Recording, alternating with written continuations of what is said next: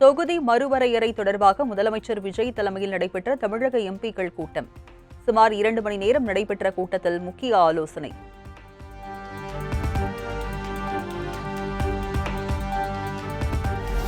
தொகுதி மறுவரையறைக்கு எதிராக தமிழக சட்டப்பேரவையில் தனி தீர்மானம் கொண்டுவரப்படும். தமிழ்நாடு மற்றும் தென்னிந்திய மாநிலங்களின் உரிமையை நிரந்தரமாக பாதுகாத்திட தனி தீர்மானம் நிறைவேற்றப்படும் என தமிழக அரசு அறிவிப்பு.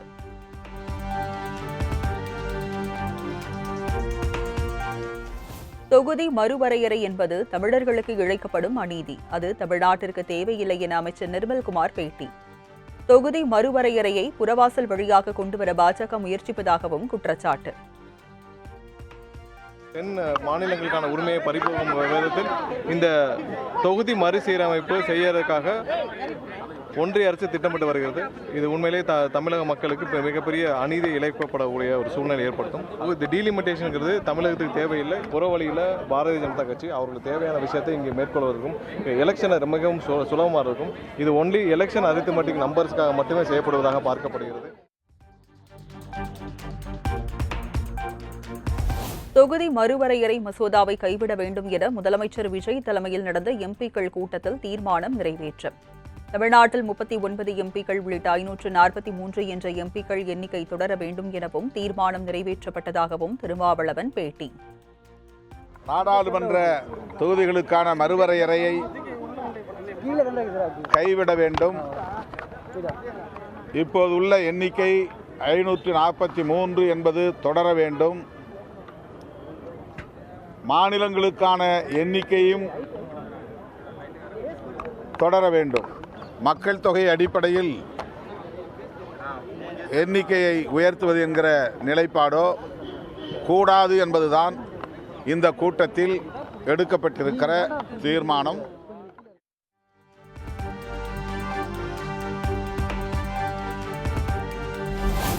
தொகுதி மறுவரையறை வேண்டாம் என்பதே கூட்டத்தில் கலந்து கொண்ட தமிழக எம்பிக்களின் நிலைப்பாடு. தமிழ்நாட்டின் 39 எம்பிக்களின் இடம் பாதுகாக்கப்பட வேண்டும் என்றும் பாஜக அளிக்கும் சலுகைகளில் ஏமாறக்கூடாது எனவும் மாணிக்கம் தாகூர் கருத்து. ஏமாற்று வேலை பாஜக ஏமாற்று வேலை, பல ஏமாற்று வேலைகளை பண்ண ஆரம்பிச்சிருக்கு. 50% கூட்டுவோம், 60% கூட்டுவோம் ஆஃபரு. இந்த ஆஃபர் கதையெல்லாம் ஆரம்பித்து கதை கட்டிக்கிட்டு இருக்காங்க பாஜக. இந்த ஆஃபரில் ஏமாந்துடாமல் இருக்கணும். மிகப்பெரிய அளவில் ஆர்எஸ்எஸும் பாஜகவும் செய்கின்ற சதி, இந்த சதியில் ஏமாந்துடக்கூடாது. இந்த டீலிமிட்டேஷன் என்பது உண்மையிலேயே தமிழகத்தினுடைய அதிகாரத்தை பிடுங்குவதற்காக நடக்கின்ற சதி.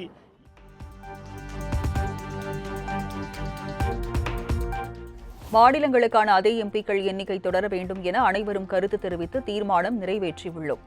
சட்டமன்றத்திலும் தீர்மானம் நிறைவேற்றுவதாக முதலமைச்சர் விஜய் தெரிவித்திருப்பதாக எம்பி சு வெங்கடேசன் பேட்டி. இப்பொழுது இருக்கிற நிலைமை அதே 543 என்ற எண்ணிக்கையும் மாநிலங்களுக்கான அதே எண்ணிக்கையும் தொடர வேண்டும் என்று அனைத்து கட்சிகளும் இன்றைக்கு கருத்து தெரிவித்திருக்கின்றோம். அனைத்து கட்சிகளும் ஒரே மனதோடு இந்த தீர்மானத்தை நிறைவேற்றியிருக்கின்றோம். சட்டமன்றத்திலும் இது சார்ந்த தீர்மானத்தை கொண்டு செல்கிறோம் என்றும் மாண்புமிகு முதல்வர் அவர்கள் தெரிவித்திருக்கிறார்.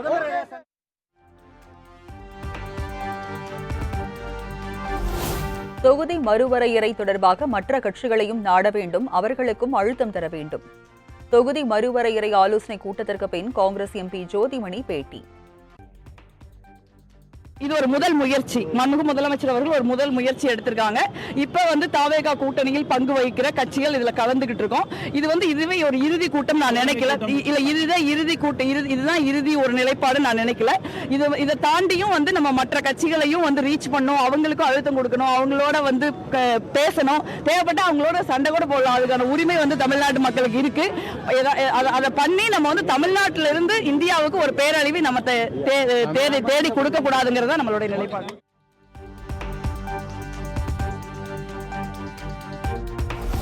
தொகுதி எண்ணிக்கையை அதிகரிப்பதால் உறுப்பினர்களுக்கு வாய்ப்பு கிடைக்காது. எம்பிக்கள் எண்ணிக்கையை அதிகரிப்பதால் பயன் இல்லை. காவிரி விவகாரத்தில் அனைத்து கட்சி கூட்டம் கூட்டுவதற்கும் தொகுதி மறுவரையறை விவகாரத்திற்கும் தொடர்பில்லை என காங்கிரஸ் எம்பி கார்த்தி சிதம்பரம் கருத்து.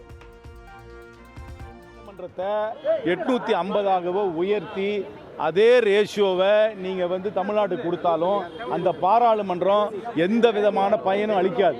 நீங்கள் இந்த பாஜக அரசாங்கம் நீங்கள் பார்த்தீங்கன்னா ஏற்கனவே பாராளுமன்றம் கூடுற நாட்கள் குறைந்து கொண்டே போகுது. இந்த குறைந்து கொண்டு போகின்ற பாராளுமன்றத்தில் உறுப்பினர்கள் எண்ணிக்கையை கூட்டினீங்கன்னா ஒரு பாராளுமன்ற உறுப்பினருக்கும் எந்த வகையிலும் பேசுவதற்கு வாய்ப்பே கிடைக்காது. அது ஒன்றும் quality of democracy will not improve with a larger parliament.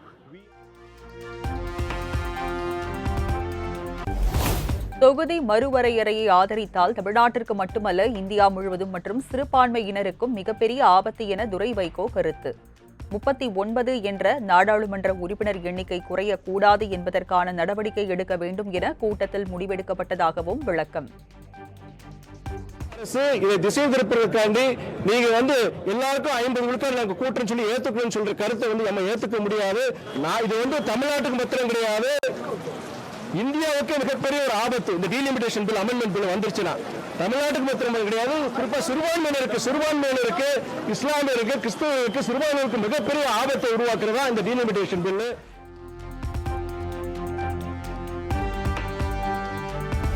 தொடர்ந்து பல ஆண்டுகளாக தமிழகத்தை ஆட்சி செய்த திமுக, அதிமுக கட்சிகள் கூட்டத்தில் கலந்து கொள்ளாதது வருத்தம் அளிக்கிறது. கூட்டத்தில் கலந்து கொள்ளாதவர்கள் அனைவரும் ராகுல் காந்தி சொன்னது போன்று எட்டப்பர்கள்தான் என காங்கிரஸ் எம்பி பிரவீன் சக்கரவர்த்தி விமர்சனம். தமிழ்நாட்டின் சுதந்திரமும் உரிமையையும் பாதுகாப்பதற்காக கூட்டப்பட்ட மீட்டிங், இதில் கலந்து கொள்ளாதது வருத்தமானது. தமிழ்நாட்டின் சார்பாக எந்தெந்த கட்சிகள் எல்லாம் போராட தயாரா இருந்தாங்களோ அவங்க எல்லாம் கலந்து கொண்டார்கள். கலந்து கொண்டாதவர்கள் எல்லாம் எங்க தலைவர் ராகுல் காந்தி சொன்ன மாதிரி இந்த டைம் எட்டப்பன். இந்த மசோதாவை வெளிப்படையாகவோ மறைமுகமாகவோ ஆதரவு தெரிவித்தால் அது துரோகம்.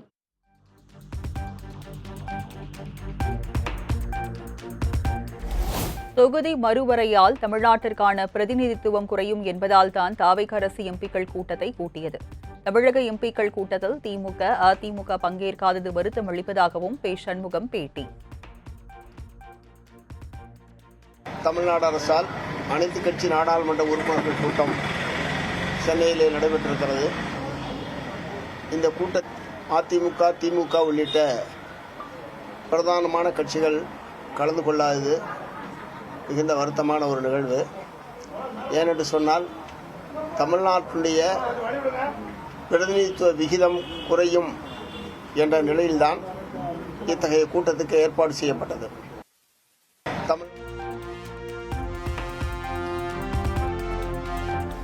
தொகுதி மறுவரையறை தொடர்பாக தாவேக கூட்டிய எம்பிக்கள் கூட்டம் தேவையற்றது என திமுக எம்பி கனிமொழி கருத்து.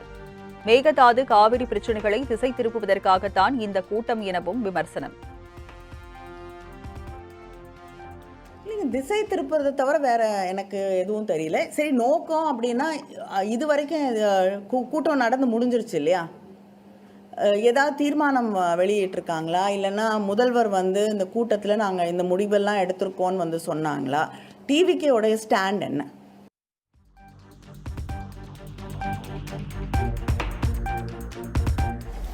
தொகுதி மறுவரையறையால் தான் தமிழகத்திற்கு பாதிப்பு வரக்கூடாது என்பதே திமுகவின் எண்ணம். தேர்தல்கள் முக்கியமல்ல, தமிழ்நாட்டின் நலன்தான் திமுகவுக்கு முக்கியம் எனவும் எம்பி கனிமொழி திட்டவட்டம். பாப்புலேஷன் பேசிஸ், மக்கள் தொகை அடிப்படையில் கொண்டு வந்தால் நமக்கு மிகப்பெரிய, முக்கியமாக தென் மாநிலங்களுக்கு மிகப்பெரிய ஒரு பாதிப்பு இருக்கும். தமிழ்நாட்டுக்கு எந்த விதத்திலும் இந்த பிரதிநிதிகளுடைய எண்ணிக்கை குறைந்து விடக்கூடாது. நம்ம மக்கள் தொகையை குறைச்சிருக்கிறதுக்காக பழிவாங்கப்படக்கூடாது என்பது தான் திராவிட முன்னேற்ற கழகத்தோடைய அடிப்படையில் நாங்கள் சொல்லக்கூடிய விஷயம்.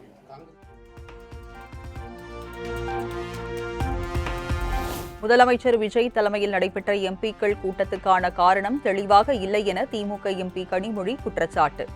எம்பிக்கள் கூட்டம் நடத்துவதாக இருந்தால் கட்சி தலைமைக்குத்தான் கடிதம் எழுத வேண்டும் எனவும் பேட்டி. முதலமைச்சர் திரு விஜய் அவர்கள் அனைத்து எம்பிக்களின் கூட்டத்தை கூட்டி இன்று நடத்தி இருக்கிறார்கள்.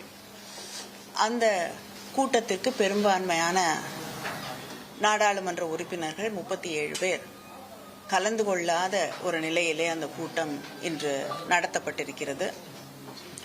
இந்த கூட்டம் நடத்துவதற்கான அடிப்படை காரணம் என்ன அப்படிங்கிறது தெளிவாக இல்லை.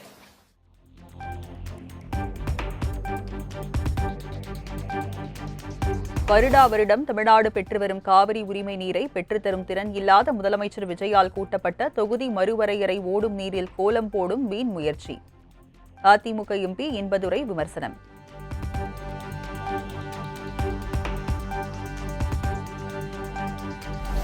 தொகுதி மறுவரையறை தொடர்பான எம்பிக்கள் கூட்டத்தை அதிமுக, பாமக புறக்கணிப்பு. தேமுதிக, மக்கள் நீதி மய்யம் உள்ளிட்ட கட்சிகளும் புறக்கணித்தன.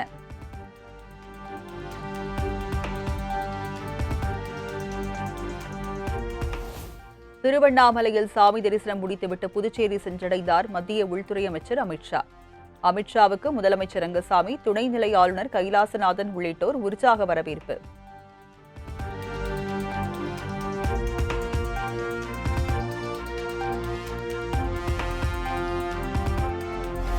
புதுச்சேரி மாநில காவல்துறைக்கு குடியரசுத் தலைவரின் வண்ணக்கொடி அங்கீகாரம். கோரிமேட்டில் நடைபெற்ற நிகழ்ச்சியில் வண்ணக்கொடியை வழங்கினார் மத்திய உள்துறை அமைச்சர் அமித்ஷா.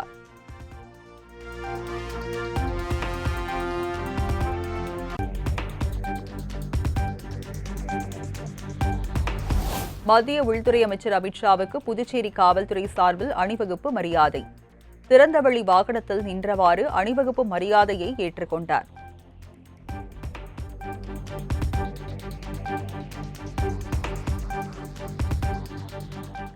சென்னை டிஜிபி அலுவலகம் செல்லக்கூடிய ராதாகிருஷ்ணன் சாலையில் திடீரென ஏற்பட்ட ராட்சத பள்ளம்.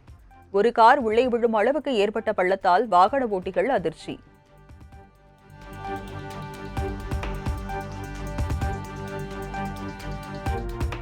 சென்னையில் பல்வேறு பகுதிகளில் இரவில் இடி மின்னலுடன் வெளுத்து வாங்கிய கனமழை. மாலையில் பரவலாக மழை பெய்த நிலையில் இரவில் நீடித்த கனமழையால் சாலைகளில் தேங்கிய மழை நீர்.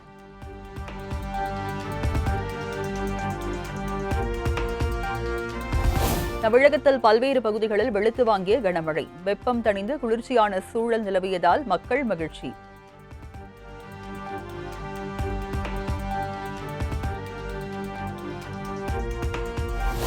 தமிழகம், புதுச்சேரி மற்றும் காரைக்காலில் வரும் 14ஆம் தேதி வரை மிதமான மழைக்கு வாய்ப்பு. சென்னை வானிலை ஆய்வு மையம் கணிப்பு.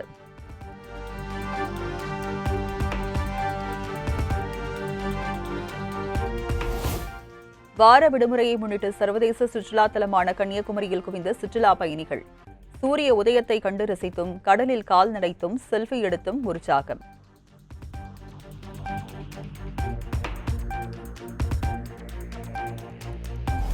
வார விடுமுறையொட்டி சென்னை காசிமேடு மீன் சந்தையில் காலை முதலை அலை மோதிய பொதுமக்கள் கூட்டம். விலை குறைந்து விற்பனை செய்யப்பட்டதால் மீன்களை ஆர்வமுடன் வாங்கி சென்றனர்.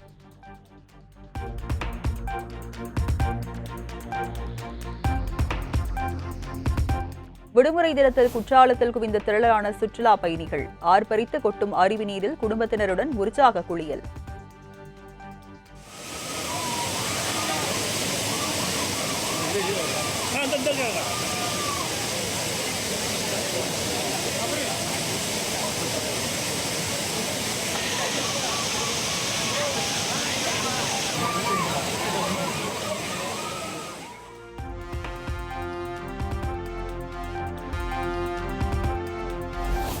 ராமநாதபுரம் மாவட்டம் பரமக்குடி வருவாய் கோட்டாட்சியர் முகாம் அலுவலகத்தில் லஞ்ச ஒழிப்புத்துறை போலீசார் சோதனை.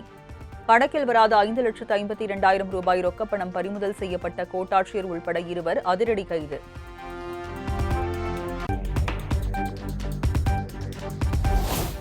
ஸ்ரீவில்லிபுத்தூர் ஆண்டாள் கோயில் தேரின் அலங்கார துணிகளை மாற்றும் பணியில் ஊழியர்கள் தீவிரம். பக்தர்கள் தொடர் கோரிக்கை விடுத்த நிலையில் அறநிலையத்துறை அதிகாரிகளிடம் நடவடிக்கை.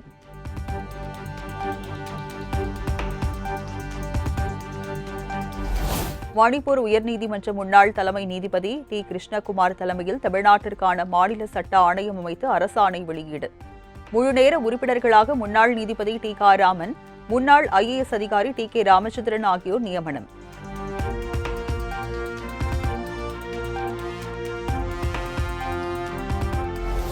சென்னை உயர்நீதிமன்றத்திற்கு புதிதாக நியமிக்கப்பட்டுள்ள 15 நீதிபதிகள் இன்று பதவியேற்பு. தலைமை நீதிபதி சுஷ்ருத் அரவிந்த் தர்மாதிகாரி புதிய நீதிபதிகளுக்கு பதவி பிரமாணம் செய்து வைக்கிறார்.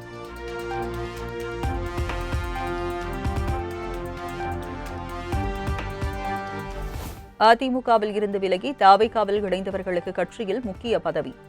தாவேகாவின் துணை பொதுச் செயலாளராக எம்.ஆர். விஜயபாஸ்கர், மரகதம் குமரவேலும், மாவட்ட அமைப்பு செயலாளர்களாக சி. விஜயபாஸ்கர், எம்.ஆர். விஜயபாஸ்கர், இசக்கி சுப்பையாவும் நியமனம்.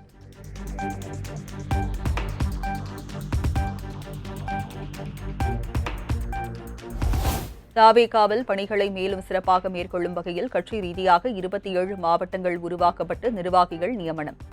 அதிமுகவில் இருந்து விலகி தாவேகாவில் இணைந்த சி. விஜயபாஸ்கர், இசக்கி சுப்பையாவை மாவட்ட செயலாளர்களாக நியமித்து முதலமைச்சர் விஜய் உத்தரவு.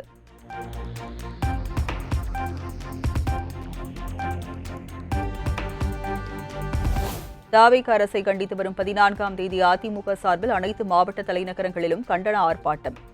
பயிர்க்கடன் தள்ளுபடி, மேகதாது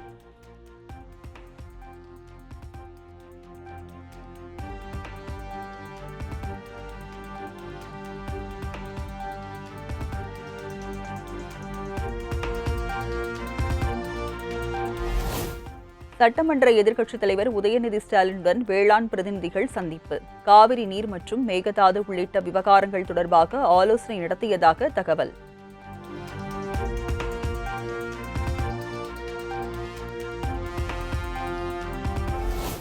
ஆம்புலன்ஸ் பணியாளர்களுக்கு போனஸ் சட்டப்படி 8.33% போனஸ் வழங்க வேண்டும் என தொழில் தகராறு தீர்ப்பாயம் உத்தரவு. ஊதிய உயர்வு மற்றும் போனஸ் பாக்கியை 2 மாதங்களில் வழங்க ஆம்புலன்ஸ் சேவை நிறுவனத்திற்கு ஆணை.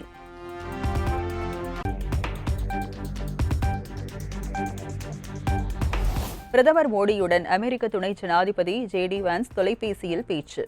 முக்கிய துறைகளில் இரு நாடுகளுக்கு இடையேயான விரிவான உலகளாவிய மூலோபாய கூட்டாண்மையை மேலும் ஆழப்படுத்துவதற்கான வழிகள் குறித்து விவாதித்ததாக பிரதமர் மோடி பதிவு.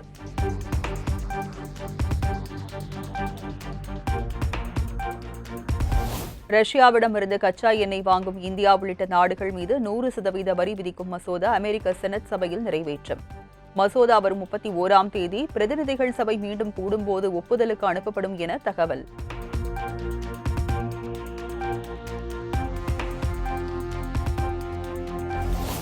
உத்தரகாண்டில் 100 ஹாரன்கள் பொருத்தப்பட்ட இருசக்கர வாகனம் பறிமுதல். அதிக சத்தத்தை எழுப்பியவாறு சாலையில் பயணிக்கும் வீடியோ இணையத்தில் வைரலான நிலையில் போலீசார் நடவடிக்கை.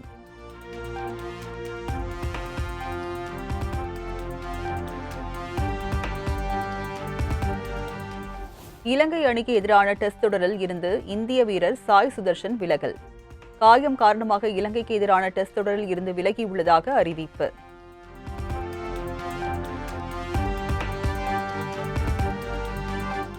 (2027) ஒருநாள் உலகக்கோப்பை நேரடியாக தகுதி பெறும் வாய்ப்பை இழந்தது மேற்கு இந்திய தீவுகள் அணி. இனி தகுதி சுற்று போட்டிகளில் விளையாடி வென்றால் மட்டுமே வாய்ப்பு என்ற நிலைக்கு தள்ளப்பட்ட சோகம்.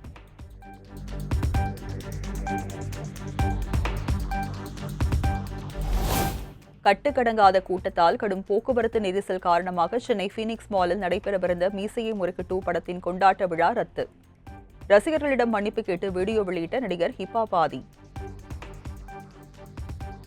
அவங்களோட பேச்சுக்கு மதிப்பளித்து மிகுந்த ஒரு மன வருத்தத்துடன் நான் உங்களை பார்க்க முடியலங்கிற ஒரு பயங்கர கஷ்டமாக இருக்குது. ரொம்ப எக்ஸைட்டடாக இருந்தேன், எல்லாரையும் பார்த்து இன்றைக்கி செம்மையாக என்ஜாய் பண்ணலாம் அப்படின்னு. கூடிய விரைவில் மீண்டும் சந்திக்கலாம்.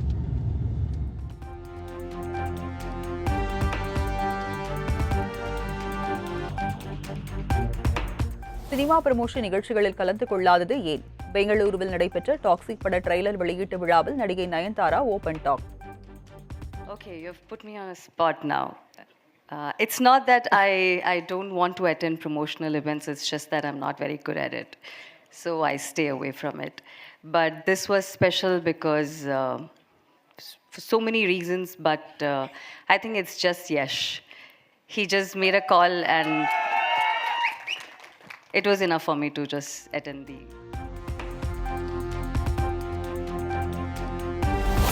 இன்ஸ்டாகிராம் பக்கத்தில் காருக்குள் முகத்தை மூடியபடி அழுவது போன்ற வீடியோவை பகிர்ந்த நடிகை சமந்தா. வீடியோவில் அவர் உண்மையிலேயே அழுகிறாரா அல்லது சிரிப்பை அடக்க முடியாமல் அப்படி இருக்கிறாரா என்பது புரியாமல் ரசிகர்கள் குழப்பம்.